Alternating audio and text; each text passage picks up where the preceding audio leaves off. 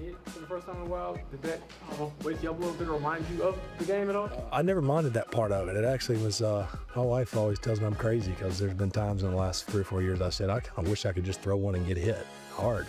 She's like, that's not normal. But so I didn't mind that part. The one with the, the bobble snapper deal didn't feel great, but the other ones kind of got me going in the game. Felt it actually didn't feel too far off.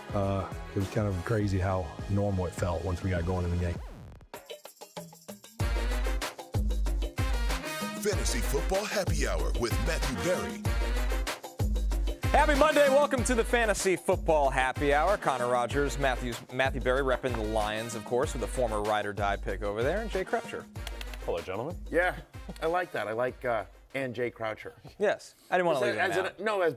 As an afterthought. Oh, that's not true. I was thinking more like the grand finale. Yeah, and also, the and credit in movies, like right. And William Hurt in A History of Violence just has a 5-minute cameo but kind of steals the movie. Yeah, right? Usually that's what happens is that when there is a big name in a movie, but they don't have a huge role, so it's like a little ego thing. That's exactly ego thing. And Leonardo DiCaprio. Yeah, and featuring famous person as fill in the blank. Yeah, except in the movie Seven, where they didn't advertise that Kevin Spacey was the villain, and he was not in the credits. Whoa! Yeah, once exactly. again. Yeah, again, came out in 1994. Sorry. I haven't seen it. Sorry for anyone who literally 31 years ago. Sorry, check Connor, it off you the gotta list. get it again there. Great. Philip Rivers. No, we don't need to see Seven. No, I was thinking about watching. I feel like Jay's very smart. For all my criticisms of Jay, I will give him this. No denying that. He's unbelievably smart. Really a sharp fella. And I will say that I think Jay has been playing a long game here that I just now figured out. And the long game is this, is that Jay is going to spend this time. We've been together 3.5 years doing this show on national TV. And so Jay's plan is to slowly but surely ruin every single movie until only Magnolia is left. Yeah. And we have to watch it. And we have to watch it. Because it's the only movie we haven't seen that hasn't been ruined for us. So Jay is playing the long game. Yeah. I'll never ruin that one as well. It has a surprise ending too. Really catches you by surprise out of the sky, so to speak, Matthew. Yes, it does. Yeah. All right, let's get into it. We got Weekend Warriors, Sunday Scaries, and our Monday Night Football preview for you later in the show for Steelers-Dolphins. But we have to start with the Rotoworld Player news and some sad news at the top of the show. Patrick Mahomes drinks for free after a season-ending torn ACL. So Patrick Mahomes, we are rooting for the comeback, which will be awesome to watch. But, man, it's been a bad year for the Chiefs, and this was kind of just the final blow.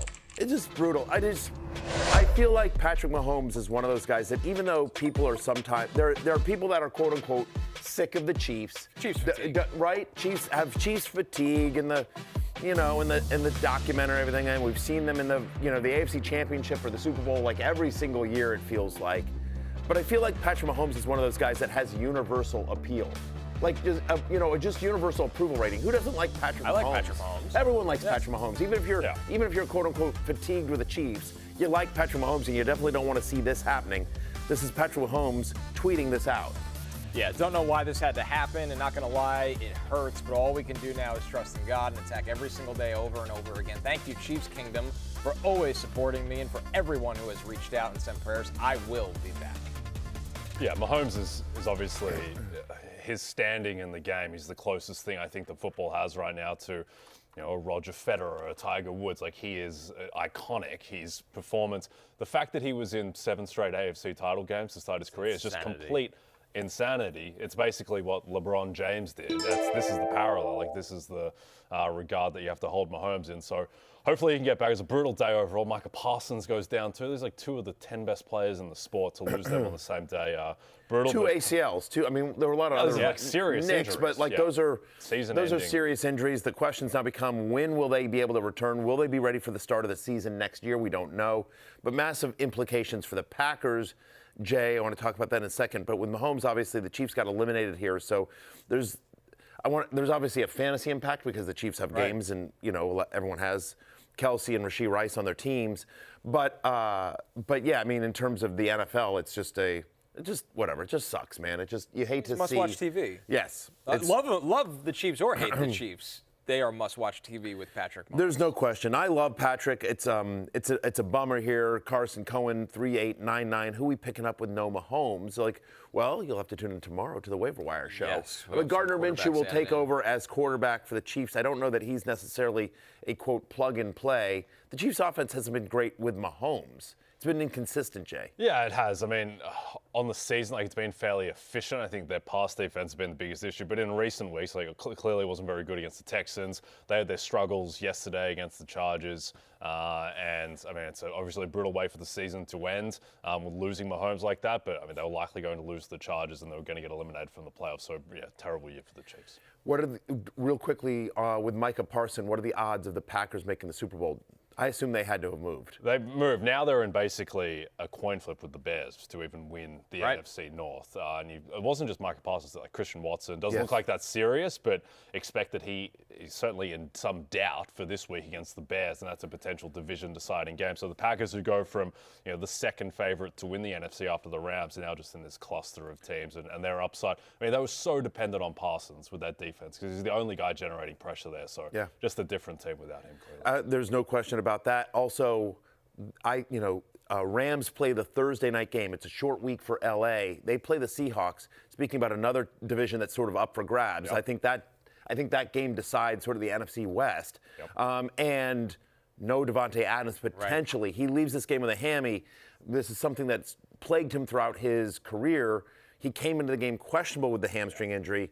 He leaves the game early, and now he's got a short week to turn around against Seattle, which would be tough if you're going into Week 16, the semifinals without Davante Adams, and there's a real possibility of that. Yeah, absolutely. It likely decides who gets the 1 seed in the end. Like, this is the biggest regular season game of the season, and Davante, I mean, not a doctor, but pulling up like that with a hamstring when you've dealt with issues with it, you would suspect that on the road on a short break, he is unlikely to play. That was what Sean McVay implied, that he's certainly in a lot of doubt. And so, Puka Nacua, how many targets can one man get? We're about to find out. Yeah. All right. My desperation play, Colby Parkinson back in play. Big moment for Colby Parkinson against the Seattle team that struggles against tight ends. But you liked that review. Yeah. Oh, yeah. Yeah. Of course. I'm very confused about that. I think the world was. Unless he juggled it, but and then repossessed the ball across the whatever. In an angle. It doesn't matter. In an angle that was not shown to America. Yes. Because as Dave Blandino said, it was I don't pretend to understand how things are officiated. And I think the biggest issue, I don't want to derail us further than we've already been derailed. I think the biggest issue with officiating in the NFL, and I think, so many people complain about officiating in the NFL. I don't think it's rigged. I don't think these people are incompetent. I think they all try very, very hard. I think the biggest issue with officiating in America is that refs do it all differently. That there's not one consistent in terms of what one referee thinks is pass interference, another referee does not. Right. And that's the issue, is that there's not some, it all gets called differently. Yeah, it's like balls and strikes in baseball. That's right. Yeah. I mean, it's the same sort of thing. It's just what one ref thinks is a possession is what another guy's like, no, that's incomplete. Yeah, and it's not like, in baseball, you can kind of adjust your strategy to the strike zone. In basketball, okay, they're allowing more, we can adjust how we're playing to that. In the NFL, it's like, all right, well, it's going to hinge on 1 or 2 different calls across the game, so it's not quite the same. So, yeah, I didn't understand that one. Yeah. All right, guys, let's get into some of these big games, starting with the Bills' comeback against New England. Yeah. They were down by 21 points. This game was really just headlined by some big plays. Huge day for TreVeyon Henderson and James Cook. They both topped the 30-point marker, so the running backs go off in this game. Josh Allen does what you expect of him all year. But, Matthew, the TreVeyon Henderson explosive plays continue to carry him and many fantasy managers right now. Yeah, really. I mean, just so impressive, right? He's in the 3 games since Ramondre Stevenson returned. He's averaging 17 touches. He's got a 13% target share, and that number can only go up. This is an offense that needs explosiveness, right? And so they have found it in TreVeyon Henderson. It's finally like, free TreVeyon Henderson. Oh, this is what happens when you free TreVeyon Henderson. I mean, I don't know that we're expecting, like, it's almost Saquon Barkley-esque. Like, he's having these 40-yard, these huge big runs. He's now had 4 on the season, I believe, of 40 yards or more for him. Now, he's still playing less than 50% of the snaps. It's weird. Ramondre played 67% of the snaps. I have to believe that Josh McDaniels realizes, like, we need to get this guy the ball in space more. We need to get him on the field more because he's got a chance to break one anytime he touches the ball. Yeah.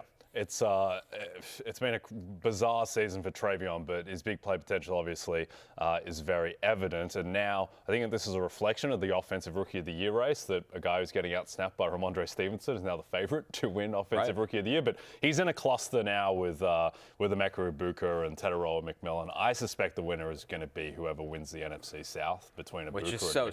sad. Yeah. To be fair, Tyler Shuck, who was great yesterday, did everyone a favor because I can't see this Panthers team in the playoffs. I'm sorry. It's been a plucky season, but I want to see the Bucs. I actually disagree. I think TreVeyon Henderson rightfully is I think he's got the opportunity to win this award because, again, so next week, TreVeyon Henderson is on Sunday Night Football. He's on prime time on NBC and Peacock. I'm a company man. And so I think one of the reasons why TreVeyon Henderson has shot up to the favorite is because he's not only had these big splashy plays, but he's had these big splashy plays, in big moments when everyone's watching. No one's watching the NFC South. That's the problem, right? No one cares about the Carolina Panthers, even though they very well may host a playoff game. It's just like, the Patriots, big game against the Bills, right? This is a, massive national game, and they're going to be on a national TV. If he does something big against the Ravens next week, and he's part of this story of the Patriots winning the 1 seed, I think he could absolutely do it. Aloha Bricks, what's going to be Henderson's ADP next year? He's going to be running back 12. I was just going to say it feels like 10 to 12-ish. Yeah. Yeah, I mean, I think the people like me will sit here and go like, well, are the big runs sustainable? Is Ramondre back? Is he built to carry, be an every down running back here? Do they get cute with a veteran on the roster because it's Mike Vrabel, but their offensive line might get even better in the offseason? That's right. But there's a threat to steal carries at the goal line, not only from a veteran back, but Drake May, who's mobile. I feel like. Does he draft ahead of Ashton Genty? Yes.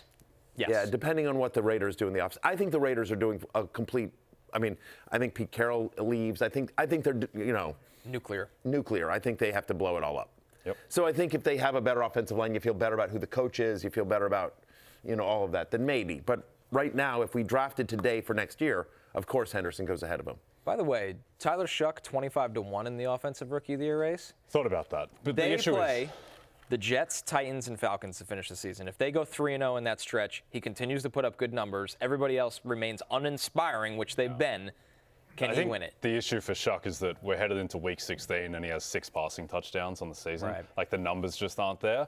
I think TreVeyon can absolutely win. If TreVeyon goes off again against either the Ravens or the Jets, then he can win. I just think that Ibuka is more likely. I thought Ibuka played really well last Thursday night. Just Baker missed him a few times. I think that if Ibuka has one more big game and the Bucs win the division, I think that his numbers will be better than TreVeyon's. It'll certainly be interesting. Either way, you're starting TreVeyon Henderson. You're starting Drake May, who now has back-to-back games with 20 fantasy points for the first time since weeks 6 through 8. So that's nice to see. But I don't know that there's anyone else on the Patriots, for as good as they are, that you feel good about next week in the playoffs, in the fantasy semifinals, right? I mean, Stephon Diggs, third straight game with under 6 fantasy points. He's got a 56% route participation. I don't understand this. Can't start Diggs. Yeah, I don't think he's because of the usage. If he was always on the field, you'd be like, it's going to turn at some point. Right. But that's a wild route participation. Yeah. To use your favorite word, it's a very egalitarian offense. Like there's just between Butte and Pop Douglas and Diggs and Hunter. It's just whoever's open. That's right. Is Hunter Henry going to catch 1 pass this week or 7? And Drake May runs it into the goal line as well. So it's Drake May is the one guy that you feel comfortable starting, along with TreVeyon Henderson because of the upside. But outside of that, you don't want any of the pass catches on New England. And what's weird is, we always used to, with Brady, I just remember we used to, on my old show, and we'd always joke about who did Brady post on his Instagram that week, because we were like, okay, that's the guy that's getting the ball. Because, Brady always used to mix it around when he was in New England and we was playing for Josh McDaniels, especially. He would mix it around and everything like that. And so I wonder if it's just a Josh McDaniels thing, who just likes to use multiple guys. He's always liked to use multiple running backs as well. So you feel good about Drake May, you feel good about TreVeyon, and that's about it. Same thing for the Bills. As good as the Bills were in this game, obviously Josh Allen and James Cook, but after that, I don't know that you feel great about any other. Maybe Dalton Kincaid, just because. Yeah, Kincaid's front of the line, but it's a bad line. It's not a line you want to be participating. That's right. All right, guys, our next game, the Rams offense rolls against Detroit in a huge win. When they got humming, they were off to the races here. As you see Puka Nacua with the monster day. Good call, Matthew, on Colby Parkinson. He's been awesome. They've been playing a ton of 13 personnel, so their tight ends live on the field. Kyron Williams and Matthew Stafford, solid. But the story coming out of this one, guys, is the status of Davante Adams. And we got to hear a somewhat pessimistic Sean McVay on this injury after the game. You know, he was optimistic talking to him. He knows his body really well. They had an east and west double. He split it and then, you know, just kind of came up where he felt it. So we'll see what that means. I can't imagine that's good for Thursday with just the short amount of time, but I certainly wouldn't rule him out quite yet, but it didn't look good. I love that McVay doesn't breathe. Look good. He just talks. It's great. He's got some Jameis Winston equity in him. Sean McVay in a great good way. listen. I will tell you this too. So I've met Sean McVay a handful of times, because I knew him when he was the tight ends coach of the Commanders. They weren't even called the Commanders back then. All-time coaching staff. All-time coaching staff. But anyway, so I had one night when he was, again, this is when he was the tight end coach of Washington. No one cared about him, but I did because I'm a crazy Washington fan. Like, you know, we had drinks one night at the Combine. He's awesome. Yeah. He's like what you see on TV. Like Right. That's him. That's not an act. That's not like something he puts on for the cameras. Like that's him 24/7. That's exactly like that. Like he is like that. He's always been like that. And so, and he's done an unbelievable job this year. I don't think he's going to win Coach of the Year, Jay, but you can make a strong argument that he should. Yeah, absolutely. He's one-time Coach of the Year. I think he won in 2017, back his first year coaching the Rams, when he took them to the playoffs. But yeah, McVay's done an incredible job. The offense is just absolutely humming, and it's going to face its biggest test yet on Thursday against the Seahawks on the road. They didn't look great on offense the first time they played Seattle, and likely no Davante Adams. I'm not sure if there's really much of an action, though, in terms of who you want, because it's just Puka Nacua is going to have like a 45% target share. That's right. I mean, they'll mix in some other guys here, but there's no one that you're going to feel good about starting in a playoff semifinal. I do think, to your point about the 13 personnel, again, and Tyler Higbee's been banged up. So Colby Parkinson's somebody they have looked to quite a bit, so we'll talk about him more tomorrow. I do think Colby Parkinson, especially if Higbee remains out on Thursday, is really interesting against the Seahawks. The only thing I want to talk about here, and I agree with you, there's not really a takeaway, because you're still starting Kyron Williams, and it's great. But just I think the touchdowns mask the fact that he's still not playing a ton. You know, he over the last 2 weeks, he's playing just 53% of the snaps. I mean, Blake Corum's out there more than you would expect. Again, and effective. Looks good. And looks good. Yeah. Like Corum got into the end zone as well. It was nice that Kyron got the 2 touchdowns, but again, and you're still starting Kyron. There's not a takeaway here, but it's just like sort of like lowering expectations for them. It's shocking to me on the other side of the ball, in a game in which, 75 total points or whatever it was scored, that Jahmyr Gibbs had single-digit fantasy points.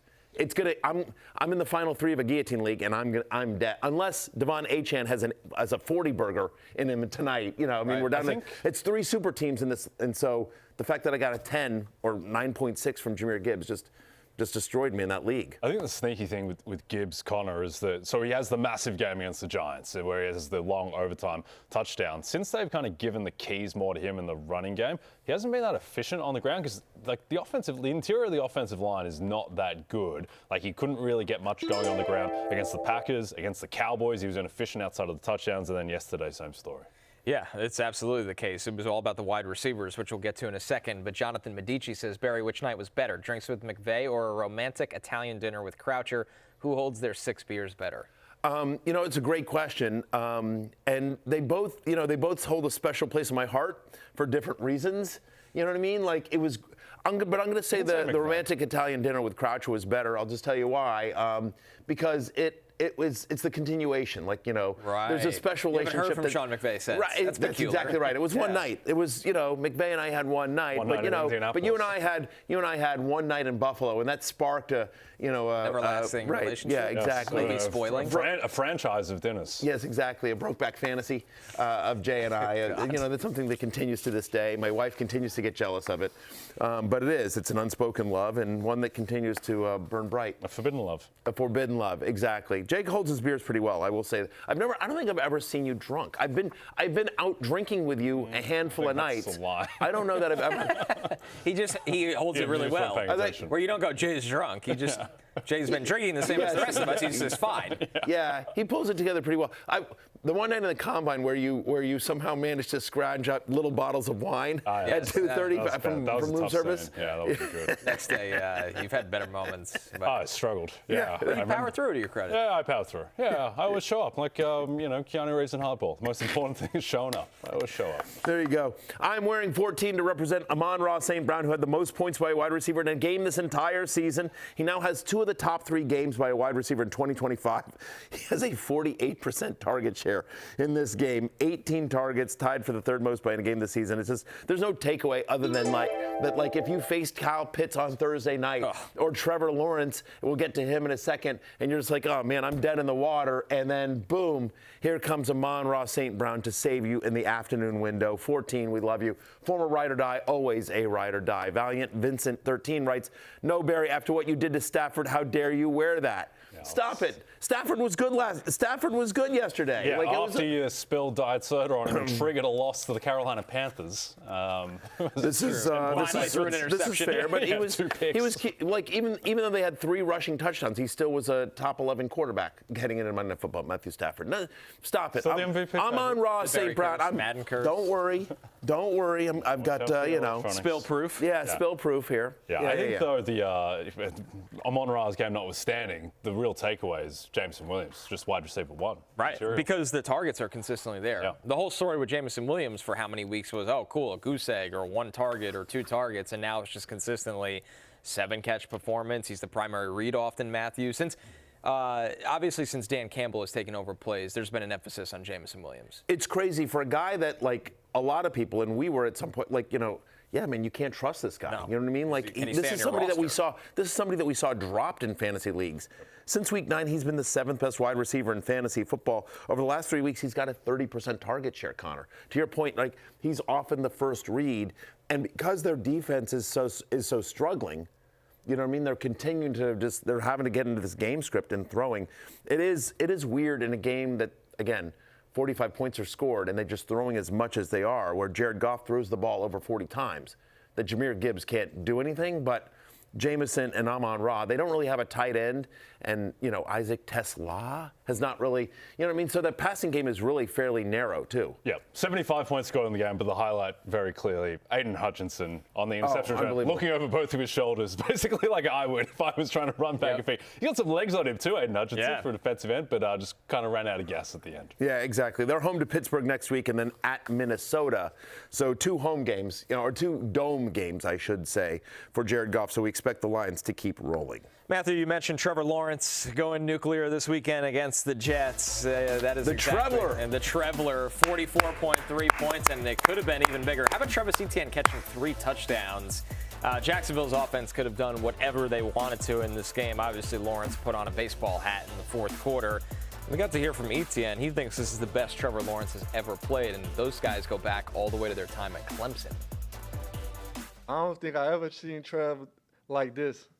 I feel like we won a national championship together, and I feel like he's just out there. He's on fire, man. Like, you've seen it. He rolled out again, and he just kind of stops and just Parker's down there somewhere, and he launched it, and Parker made a great catch. So, man, I'm just grateful that I'm on his team, and the growth that I've seen through him, from him, man, it's just unbelievable, and it forces everybody else to step up their game as well. It's very unclear how Jags-Jets has made the rundown over Vikings-Cowboys and other assorted I didn't have anything to do with it. Talking about Jags-Jets again? See, this is what's weird is I don't think it's unclear at all. I think it's crystal clear. Our producer, Steven D'Agostino, is a diehard Jaguars fan.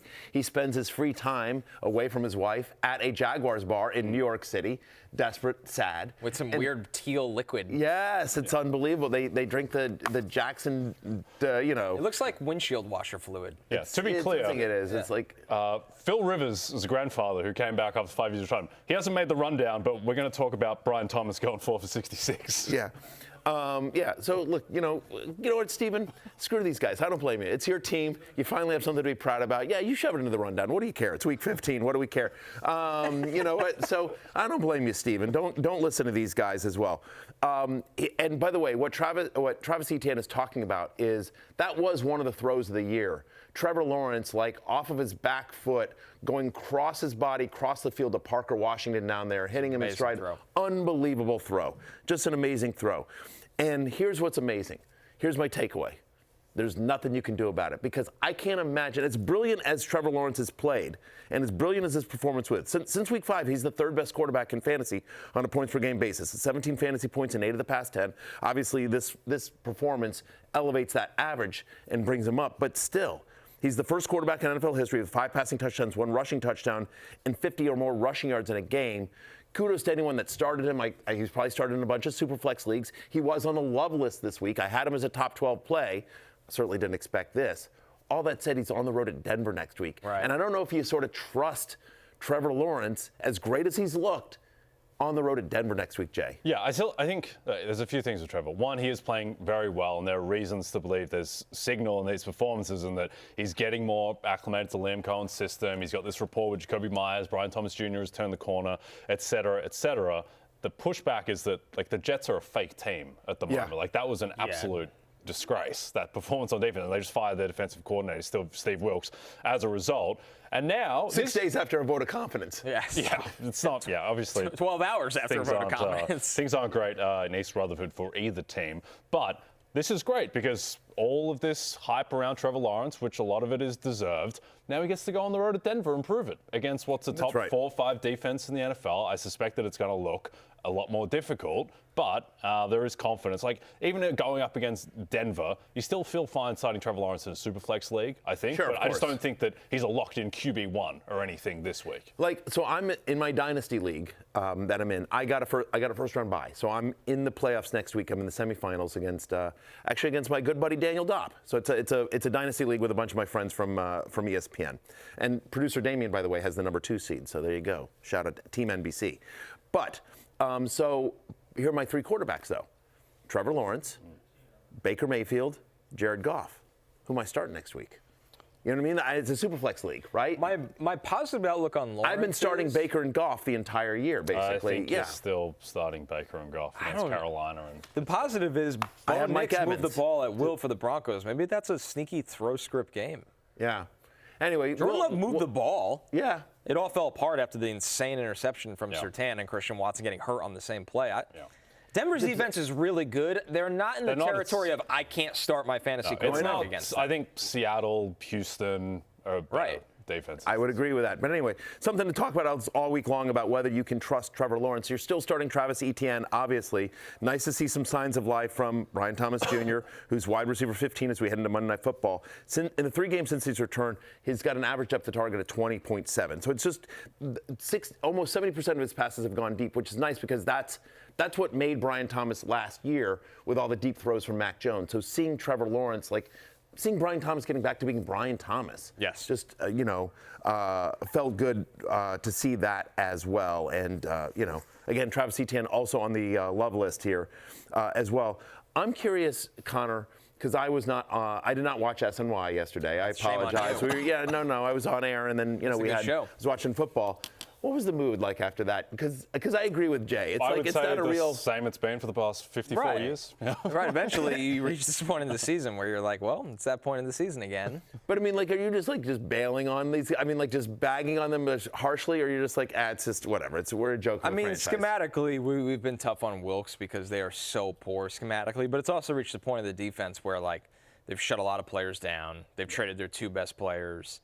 I mean, you're starting an undrafted free agent at quarterback. Eventually, what can you say, right? I'm not saying they're tanking, but there is clearly at the tipping point of the season where, Breece Hall's usage. Yeah. Breece Hall was basically nowhere to be found, it felt like, the second half of the game, and it feels like that's strategic. So played just under 40% of his 38% rush rate was his lowest this season. He's now had back-to-back games with under 6 fantasy points. He was on the hate list this week. Love Hate actually did pretty well this week. Over his past 4 games, he's averaging under 3 yards per carry. For a guy that, he's running back 43, you can't use Breece Hall. If you survive this week to play next week in the playoffs, and you have Breece Hall on your team, you did it despite Breece Hall, not because of him. You can't start him as well. Saints defense also, by the way, playing pretty well right now. So they certainly are. Like that Here's 2 things I'm going to ask you, though. I thought for a game in which they got their asses kicked, I actually thought Brady Cook. It was fun. I thought better than expected. Yeah, maybe because expectations were so low. We call it the Tim Boyle line, and he's above it. He's 1,000%. Which is a nice place to be for an undrafted free agent. He got Adonai Mitchell the football. That was the point of it. 27% target share that Mitchell's had now with the Jets. He's had at least one end zone target in every single game. 17 fantasy points or more in 2 of the past 3. Is this a signal here? Do you think you could trust Mitchell next week on the road at New Orleans? Once again, that Saints defense, though, picking up. They're pretty good. Yeah. I would hope to have better options. I don't think Garrett Wilson's going to come off of IR, so Adonai Mitchell will still operate as the number 1. There was no Mason Taylor in this game. It's a desperation flex play. Yeah. I said Brady Cook went like 1 for 5 with a double and a sack bunt. Pretty much. Not a great game overall, but there were some moments. In like the 8 hole. Yeah, exactly. That's Cobra Kaiga here. Barry's going to take off the hat and shake off those golden locks he got in T-Law's honor. Hell of a reveal, but I see it coming. That would actually be kind of reminiscent of Kevin Spacey's role in Seven. Yes. For anyone who has seen that, it basically with the nice callback. Emotional tenor. Cobra Kaiga, that's not going to happen, just so you know. But it could. But it could. All right, our next game, guys, another blowout here. My goodness, Houston killed Arizona, but Arizona is the master of these garbage points. Trey McBride over 37 fantasy points. Unbelievable. I almost wore McBride today instead of Amon-Ra. You know, it's the 3rd best fantasy game by a tight end this season, even against Houston, the elite Texans defense. Jacoby Brissett gets it done. Once again, another start where he's a top 12 quarterback. We'll see what happens tonight, but assuming Rodgers or Tua doesn't go crazy, Jacoby Brissett is QB 12 as in Monday Night Football. At least 18 fantasy points in all 9 of his starts. Since taking over as the starter in Arizona, he's the 5th best quarterback in fantasy. Why Kyler Murray couldn't do any of this is unbelievable to me. Yeah. He's the first quarterback. Jacoby freaking Brissett is the first quarterback to score at least 20 fantasy points against the Houston Texans this year. And even Michael Wilson, it wasn't, crazy number 1 wide receiver in fantasy football, but Michael Wilson, very usable, over 16 fantasy points. He's wide receiver 17 on the week so far. 6 end zone targets the past 4 weeks. Jacoby Brissett understands the assignment, guys. Yeah, it's so funny. See, Trey McBride here, you see a stat line, and then in brackets on the rundown it says tight end 2. I was like, what? I was like, Kyle Pitts. Kyle Pitts. One of the greatest games in fantasy tight end history. What a wacky week. 12 for 134 and 2, only good for the shadow of Kyle Pitts for you, Trey. It's just, you had these crazy, it's like every week in NFL and fantasy football is wacky, but like this one just feels like special. You've got like the Amon-Ra and McBride and Kyle Pitts and Trevor Lawrence and Tyrone Williams and Travis Etienne. And Gibbs had a bad week. Puka, right. Puka goes 9 for 181. It feels like an afterthought. Right, that's right. And so you have these massive blow-up games, and then you have all these, disappointments. Right. You have, Jahmyr Gibbs not doing anything, right? You know what I mean? Like, and some of these bigger name guys. Joe Burrow. Yeah, Joe Burrow, brutal. Lost. Yeah. Jamar Chase didn't do much. Chase got a lot of cheapy production, but it's just but Derrick Henry against the Bengals. 10 fantasy points. Like, how's that possible? That was a bad game. That was a bizarre game. Yeah, we're going to get to that. But Texans side of the ball, it's a very strange offense still. Stroud gets his numbers. Arizona's so decimated on defense. I'm not sure how much you can read into it as sustainable. But Nico Collins looks like Nico Collins for some splash plays, but still only 4 targets, which was less than half the amount of targets that Dalton Schultz got. But Matthew, I think the most interesting aspect of this now is the Texans' backfield. Yeah, obviously, Nick Chubb wasn't active for this game. He's hurt. Woody Marks leaves this game with an injury. And so, Dario Ogunbowale and Jawhar Jordan. Connor. Didn't even get to him in the draft. I will just say this. Connor Rogers has as deep a knowledge of college football players as any guy I've ever met. I need to look at my 2024 rankings and actually see. Yeah, I don't like it. Jawhar Jordan? It's not off the top of my head, Jawhar Jordan. I need to check my notes, but I know he was a 6th round pick. But man, for this to happen, it's like who and when and what. It literally, but it was like, wait, Jawhar, hang on, let me flip to the back of that, Immediately thrusts himself into the JJ Power rankings as well, which we talked about last week. Right, and we got Jawhar Jordan, yeah, sure. By the way, home to Las Vegas next week.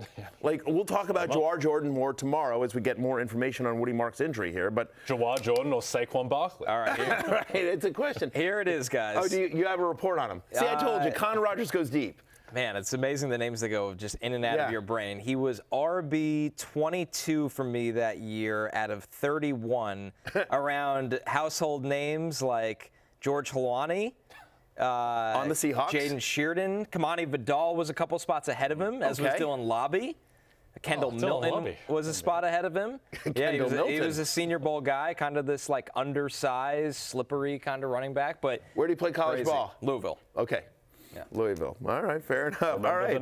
Jawhar Jordan, welcome to the conversation as well. It is a weird offense. I mean, Schultz, I feel like you can continue to count on Schultz, like just the volume is there. He is he's a catch and fall down tight end, but 11 or more fantasy points in 7 of the last 10 games, 35% target share in this game. It's unbelievable. The fact that Nico Collins can only get 4 targets, it's just mind-boggling to me as well. But we thought C.J. Stroud would be a good streamer this week, and he was. His most fantasy points since week 5. But, it was all dink and dunk stuff. Like, he just wasn't his average depth of target in this game was 4. Like, it was all, and that's why Schultz had the game that he did. Right, and they're kind of moved the offense to being like this in recent weeks, where it's working. Our defense is awesome. We don't need to open it up, so let's play a more surgical, smart game. Yep. It's good for real football. It is, yeah. But if you're expecting, and Stroud was good in this game, but if you're expecting these just like drop back bombs away. Nico and Schultz are the guys that you're absolutely starting, and we'll talk about the backfield tomorrow about potentially in a deeper league if you're desperate, you might need to, especially the Cardinals backfield banged up as well. But I think you never want to root for injury. You never want to, but from a fantasy football perspective, I think we're all saying Marvin Harrison Jr., take your time. Come back next year healthy. Let's get you healthy for next year. No need to rush back. No, let's because Michael Wilson is the greatest wide receiver in fantasy football since MH. It's so bizarre to me. Yeah, we've at least figured out the offense. Of what it is in fantasy. I just wonder. I'm going to derail us one more time for one more second here. But like, if you're Arizona, guys, Connor, I'm dead serious. If you're Jonathan Gannon, if you're Drew Petzing, if you're the front office of the Cardinals. What are you doing this offseason? Because you don't have to worry about that. Yeah, you think they're all gone? I think Monty Ossenfort survives because, shockingly, like their drafts aren't as bad as you would think for how bad the team is. Yeah, it's weird because the defense has shown signs of life. Right. But and then they're putting up points. What's weird is like. It's not real offense, though. It's not like real. It is. They're getting wrecked in the first half of every game. Yeah, no, I know. Yeah. They're torching prevent defenses. Is that what it is? Yeah. I just wonder, like, if you invested in the defense in the offseason, like, I don't think Jacoby Brissett is like, but like if you, but it feels like with Marvin Harrison Jr., Trey McBride, and Michael Wilson, like it's suddenly there's pieces there. Like, you got to draft a quarterback, I think. And they will. Yeah, they will. They'll move on from Kyler. They'll try to get a quarterback in a draft that doesn't have a lot of them. They'll do something different. After Mendoza, and who else? We'll see if Dante Moore declares. Okay. He's in the playoff, and then Ty Simpson could declare. Okay. Sellers just went back to school, which is the right choice. Oh, my goodness. No. You're not a Diego Pavia fan? I don't know how many 5'9" quarterbacks will go in the first 100 picks. We'll see. Yeah. We'll see. Our last game, guys, Packers-Broncos. This one was a great game from Bo Nix, especially after the first quarter where he was just on fire in this one. Cortland Sutton and Troy Franklin, the beneficiaries of that. And then, of course, the unfortunate news is Christian Watson getting hurt. And really, since Jordan Love threw that pick to Surtain, Matthew, it was kind of all downhill for Green Bay. Yeah, Jordan Love looked good for a while there, Jay. Your good name had been restored, and then... I'll tell you what, they were minus 410 live to win the game when they were up 8 or something, and then it all fell apart after that. It's so funny. This is the epitome, right, of the Packers passing offense. The note next to Jaden Reed here in the rundown. Team high 17% target share. 17% is the team high for this offense, which just distributes evenly. It looks like Watson's injury is not serious, still has to be in some doubt for the game against Chicago. But which is a huge game, and that game is on the road at Chicago. Yeah, if Watson can't go, I think Jaden Reed is the guy that you feel best about in this offense because Dobbs' role has just seemed to diminish. But you know what? On the road at Chicago, I agree with that. But on the road at Chicago, it's a playoff semifinal. I can't imagine starting anyone other than Josh Jacobs on this team. Yeah. Like, hey, signs of life from Matthew Golden. 3 for 55, his most receiving yards in a game. They actually saw go. Yeah. But and so you got Dobbs, and I agree with you that if I had to pick a Packers wide receiver, if Watson's out, Reed is the obvious guy. But I don't. Yuck, you know what I mean? I don't feel great about Jordan Love. I know he had a nice game here, but I don't know. We'll talk more about that week. It was interesting, though, but with Pat Bryant out and who else got hurt in this game? Did Franklin get hurt in this game? There was another wide receiver that got banged up in the Denver game, but basically all the targets went to Cortland. Mims, right? Mims, that was, I think, Mims. I'd have to check. But Cortland Sutton just basically got all the targets, right? 10 targets, huge game, 7 for 113 and a touchdown, 31% target share. His third straight game with at least an end zone target. Sutton is it'd be a real good game against Jacksonville next week. Yep. I think, Nix and Sutton, you feel good about on the Broncos side. R.J. Harvey, not a huge game there, but still the usage was somewhat there, which was encouraging. Great game from Bo Nix. He was awesome. He was awesome. He was really awesome. He has been inconsistent. Much maligned, but played very well. He did play very well. All right, we're going to take our first break. When we're back, Weekend Warriors and Sunday Scaries from Week 15 after this.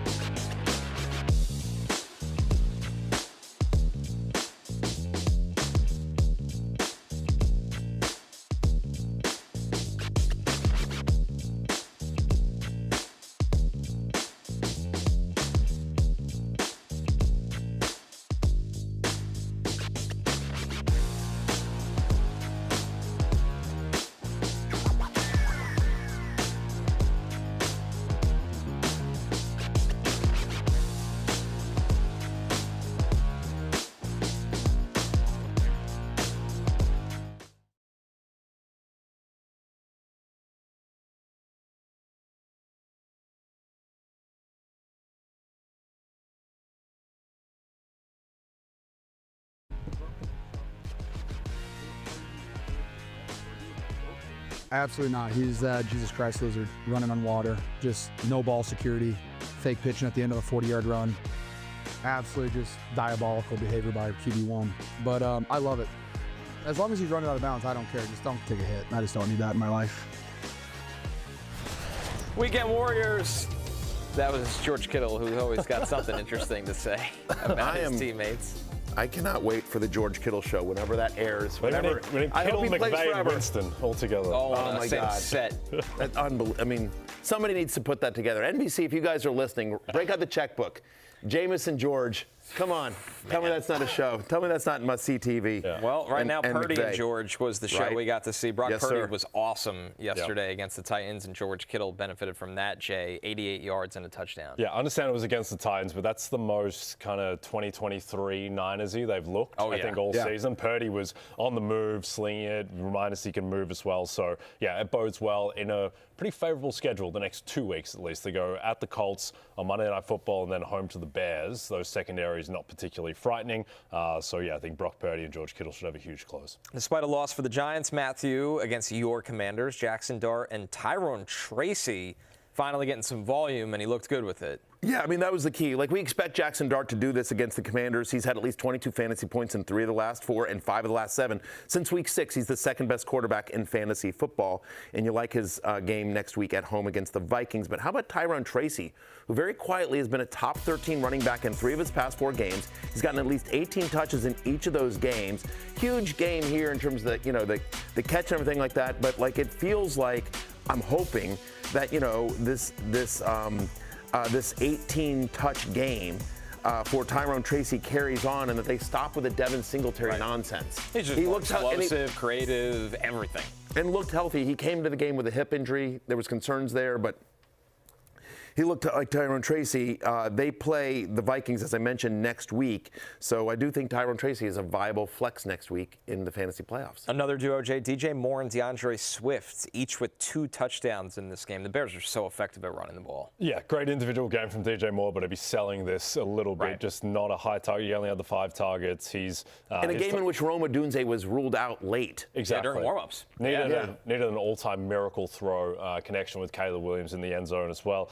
DeAndre Swift, I think, is a bit more sustainable because this rushing offense just cannot be stopped. Super efficient against what had been one of the best rushing defenses in the league. And now they get, Packers without Micah Parsons, and then this Niners defense. Sneaky thing about the Niners, they have one of the worst defenses in football. Like, they don't have any horses left, and they are doing it with all smoke and mirrors. I think the Bears are going to do whatever they want in that game. I am not a huge DeAndre Swift fan, or I've not been throughout my career. I will say that one of the touchdown runs was unbelievable in this game. He's had a really good year. He's had a really, really good year. He's stunted the growth of my Kalamanun guy, who I love. Right. He doesn't get into the end zone in this one as well. But Swift was fantastic. 55% rush rate. He's now had 20 or more fantasy points in 2 of the last 3. Swift is somebody that I think obviously continues to be a borderline RB1. Matthew, we brought up earlier how well Tyler Shuck is playing, and Chris Olave starting to really benefit from that. He's had at least a 25% target share in 4 of the past 5 games. This is what we thought would happen when Rashid Shaheed went to Seattle, and that's exactly Chris Olave. Like, give Tyler Shuck credit. He is kind of gutty, and he does what we care about, get the ball to Chris Olave, who's been quietly one of the unheralded stars of fantasy football this year in terms of value at ADP, right? I mean, like, just everyone sort of kind of left him for dead, and he's continued to sort of PPR scam his way to relevance here. He's the 9th best wide receiver in fantasy as we head into Monday Night Football. Gets the Jets next week, your pathetic Jets. Good matchup for Shuck to Awesome stream play call by Kellen Moore to end the game. Both play callers have been great for the Saints, in my opinion. Kellen Moore is not going to win a bunch of Coach of the Year votes, but he should be in the conversation because he's done an unbelievable job with that team. Luckiest Coach of the Year. Yeah, there we go. Kellen Moore's done a great job this year. Yep. Hand up, Jay. I thought Tony Pollard's week last week was a total one-off in fantasy, but effective. Not the same week, but effective again. Yep, he's getting 70% of the carries. Right. The offense just looks much better as Cam Ward continues to grow in his rookie season. Now, I don't think the Niners' defense is particularly good, and I think that was a big part of this, but he's getting the work. Dallas Goedert, Matthew, a big week in the tight end landscape. 6 catches, 70 yards, and most importantly for tight end, 2 touchdowns. Yeah, he was. And by the way, you like him to keep going against Washington. I was asked on the Football Night in America pod, we asked him the hero of various games, and somebody asked me, who is the hero of the Eagles game?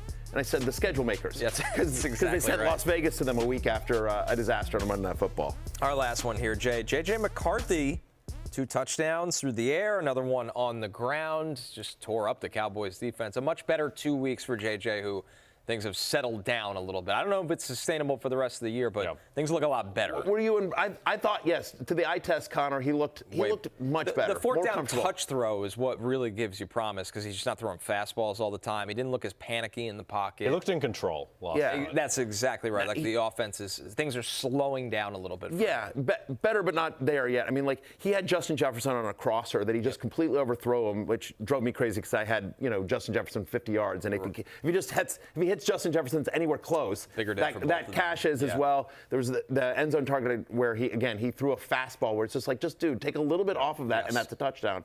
But still, signs of life for J.J. McCarthy. I thought this was impressive. I don't know what you can do. Like, Justin Jefferson got 8 targets in this game and still 2 for 22. Again, killed my parlay last night. My best bet did hit. I had J.J. McCarthy over on the rushing yards, so my best bet did hit. We're 4 in a row on best bet on Sunday Night Football. But my parlay, I hit 2 of the legs, but the third leg, Justin Jefferson, 50 yards, did not get it, despite the fact he gets the 8 targets. In McCarthy's 8 starts this season, he's under 10 fantasy points. He's averaging just 9 fantasy points. They play the Giants next week. I just don't know what you do with Justin Jefferson. I think you got to keep starting him again. Yeah. 8 targets, and it's the Giants. I'd play him again.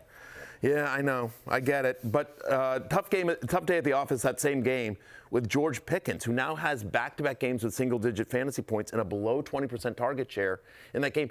Does it seem, Connor, that teams are suddenly basically saying, like, we're actually okay with CeeDee Lamb. We want to stop the big plays from George Pickens. That's where our defensive attention is going. The pendulum has started to swing that way, where it's not, hey, George, just kill us while we shut down CeeDee. They've definitely allocated more attention to him over the top, tired of giving up those big plays. And, Dallas, at least that side of things, hit a wall for them a little bit. Yeah. Our next one, another duo here, guys, Justin Herbert and Ladd McConkey. Jay, this offensive line does not give Herbert a chance, and I don't think it's going to get any better next week. No, credit to Justin Herbert. Like, he's still standing in the pocket. He is not rattled by the pass rush or anything. It's just that he just doesn't have a chance. And this offense, this team is the epitome of just doing enough to get these wins. But I think that yesterday said a lot about where the Chiefs are at the moment. So just it's not fertile fantasy ground in Los Angeles right now. No, it is not. I can't imagine. I don't know that there's anyone you feel good about starting on this Chargers offense.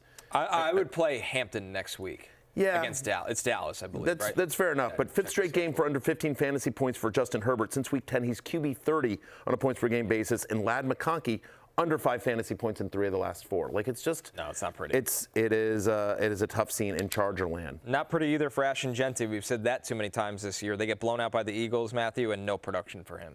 Since week 11, he's got 1 game with more than 35 rushing yards. Their offensive line is just getting blown up. The play calling just isn't there. Like, they've got to blow up the whole thing.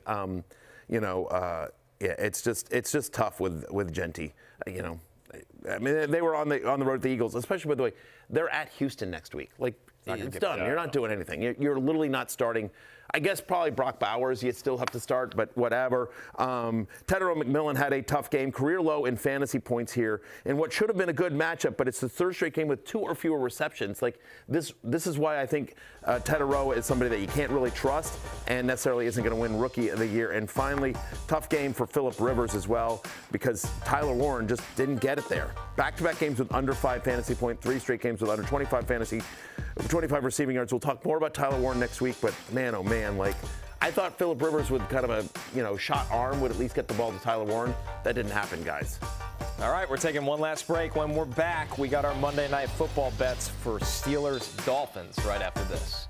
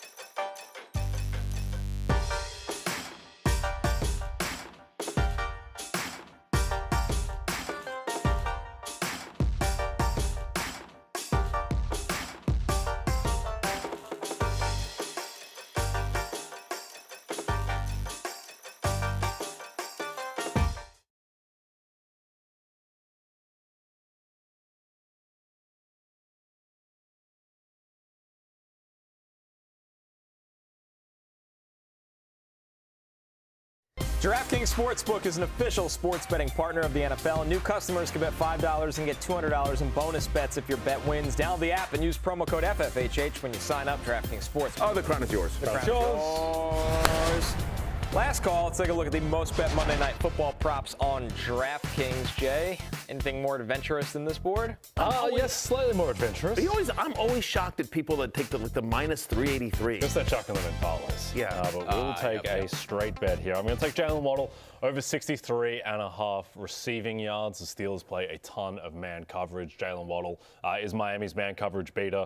He's gotten at least 6 targets in 6 straight games. No TJ Watt for this one, which will diminish Pittsburgh's pass rush a little bit. So I think Jalen Waddle gets at least 64 yards. I'm going to go with Davante Adams under 17.5 attempts. Now, when they were on the winning streak, he was clearing this number, but I think coming up a little banged up into this game, you'll see Jalen Wright a little bit more involved, and it's still a big number for Adams, who doesn't need 20 carries to go off. He could be effective without that, but coming into the game a little banged up, I think they'll be not super careful with him, but not get to 18. He is off the injury report, or he's reported that he's a full go, no limitations. Yep. He's going to play as well. So I'm actually taking Davante Adams over 82.5 rushing yards. So he can still go under on the rushing attempts, but still get that number. Look, he's gone over this line in 4 straight games. He's had at least 90 in all those games, 120 in 3 of 4. Steelers give up more than 125 rushing yards per game, 12th most in the NFL. They've allowed a running back to rush for at least 90 yards in 4 of their past 5 games. Cold weather game, Tua doesn't love to. No. He's not great in cold weather, so I do think they lean on the run game in this one as well. And so, Achane, to the point, like, he is always a threat to break a big one. So give me Davante Adams over 82.5 rushing yards tonight, guys. Big game here. I wonder if DK Metcalf continues. Like, they felt like last week they finally did something with DK Metcalf. They threw deep, and he was good. So will he get there as well? You see some of my ranks there as well. Warren, by the way, showed up on the injury report. There's a chance that he may not go tonight, which would mean the Kenneth Gainwell show. So just be ready to pivot if you're counting on Jaylen Warren tonight as well. And you see DK Metcalf. The Steelers have struggled against tight ends as well, so there's a chance for a Darren Waller anytime touchdown, who they use in the red zone. Warren's out. Kenneth Gainwell gets the Jonathan Taylor workload. That's All-American can watch Kenneth Gainwell put the Steelers on his back. Should be glorious. You know, Aaron Rodgers will love to check it down to him. Oh, there's no question. There's no question about that. All right, listen, you know what that music means? That music means it's closing time, which means you don't have to go home, but you cannot stay here. You just can't. Good luck with your Monday Night Miracles. For Jay and Connor, I'm Matthew. We'll see you tomorrow. Peace out.